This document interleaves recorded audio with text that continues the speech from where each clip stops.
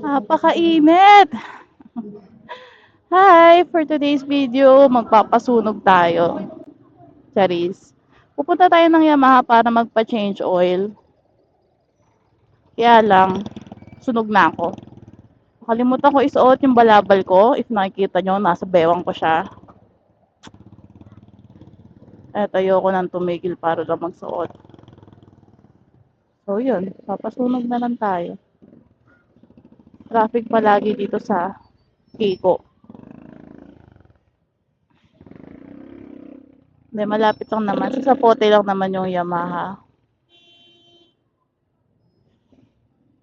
After nun, punta tayo kila Tita Carol.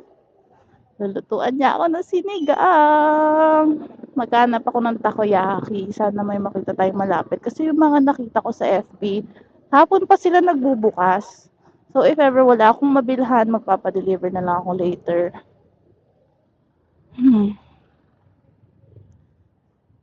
Ang init, putik. Mangingitim ako na ito.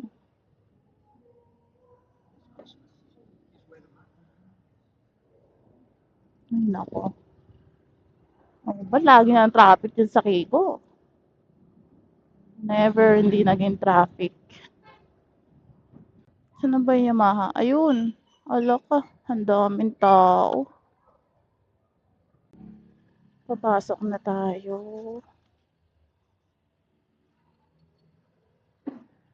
Ala, ang daming tao. Putik, ang daming tao.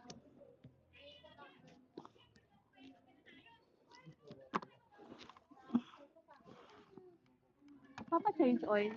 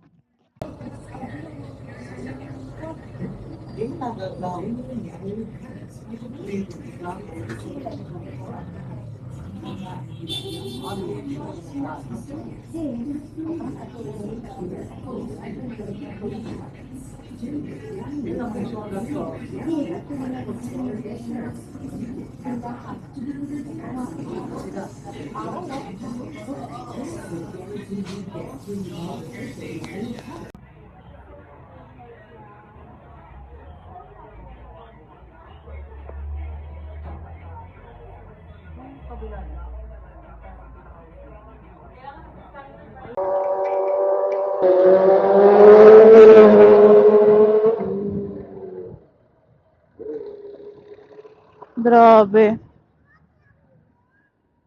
After 2.5 hours. Tsaka lang natapos. Ang daming tao. Hindi talaga ako natututo. Puta eh.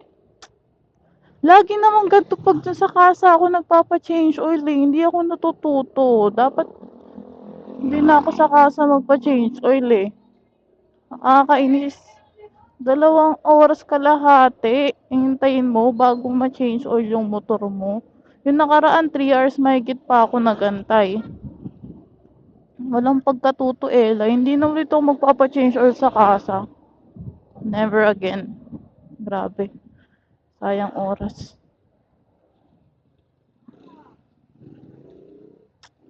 Kakainis. Ay naku, hindi na ulit ako magpapa-change oil sa kasa. Naisip ko lang naman magpa-change oil sa kasa kasi bibili ako din ng carbon cleaner. Pia. Pia ba yun? Basta yung carbon cleaner.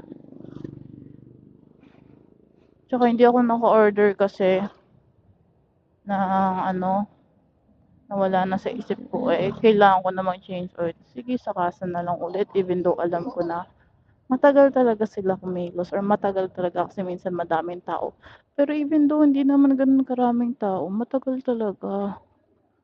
Dapat kasi, nagmamarunong eh, no?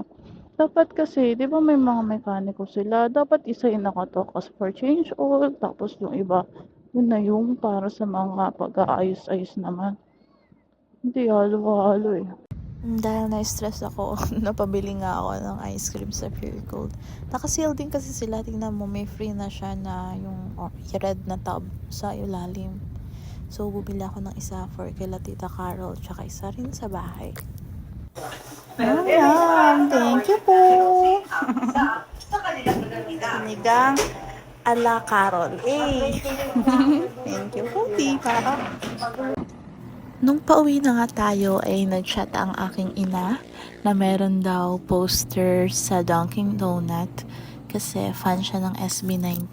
So, dumaan muna tayo sa Dunkin' Donut and then tinanong natin kung meron nga sila ng promo na yon. And luckily, meron. So, last one na yung poster na nakuha natin and sobrang lucky ni mama ko.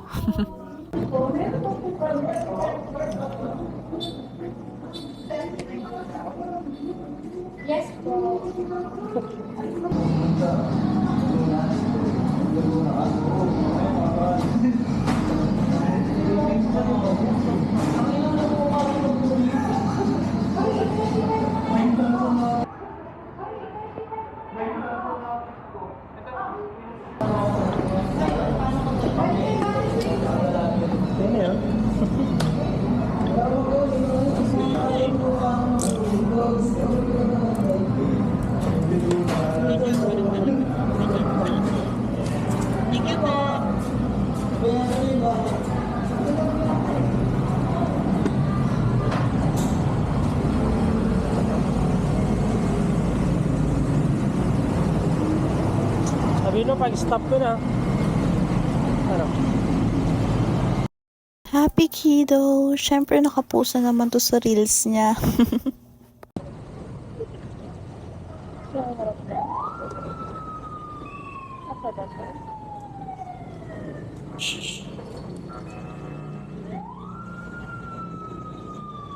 After nga namin sa Dunkin' Donut ay dumiretso kami sa Pure Gold para bumili ng snacks and then umuwi na kami. Yun lang, hanggang sa susunod na day off. Bye-bye!